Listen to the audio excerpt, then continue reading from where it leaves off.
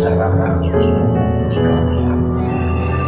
Hindi magiging masarap ang success mo kung hindi malala at grabe pinagdaanan.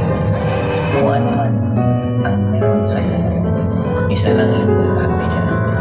Nadapa ka man tumayo ka ulit. Kahit minsan nakulang ka ng tiwala sa sarili mo, magtiwala ka pa rin. Huwag mo lang ba na gusto makukupan mo. Ngayon sa another chapter ng buhay ko, gagawa ako ng sobrang daming tao na makukuha nila ang mga pangarap nila. Kasi sabi nga, habang nabubuhay ka, gumagalaw pa rin ang script ng pelikula. Kaya ito ngayon, gagawa ng panibagong script.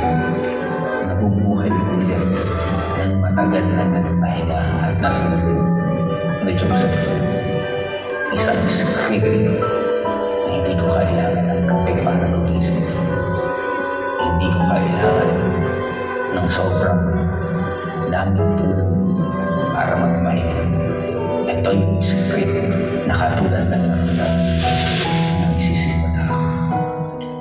Ladies and gentlemen, one of our Hall of Famer, Mr. Joseph Lee!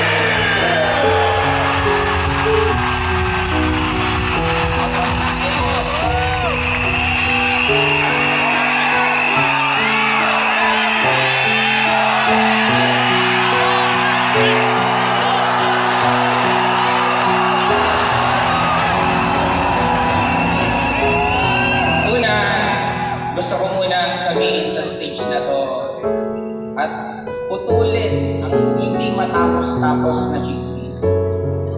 Marami pa mga taga-ibang company lagi kong sinasabi at ginagamit for more than decades na magtatayo ako ng kumpanya, nalilipat ako ng kumpanya. Sa stage na to, sasabihin nyo, hindi tulad ko. Ako yung tipong tao, lahat ng first time sa buong buhay ko, and in global ko po naranasan.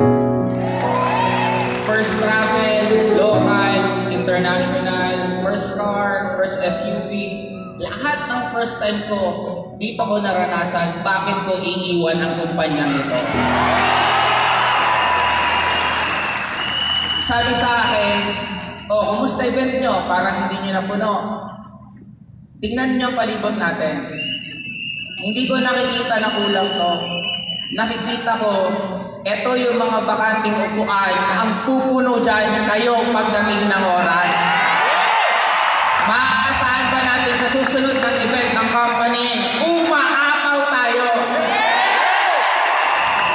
Sabi nga, may nawawala kasi may kapalit. Paano nga naman mapapalitan kung walang mawawala? Tama po ba? Isa lang ang alam ko, tuwing may pumapalit, mas gumagaling ng sobra-sobra ang mga pumapalit.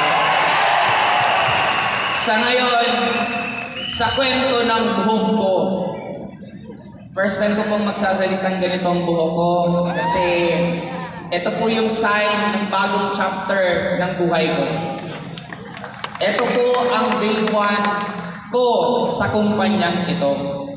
Bagong buhok, bagong pangarap, at gigil na gigil ako kasi AIM Global started, our first year is just 1,000 attendees. Kung first time po natin ulit ngayon, ilan tayo? Ang iba sa inyo, I'm sure,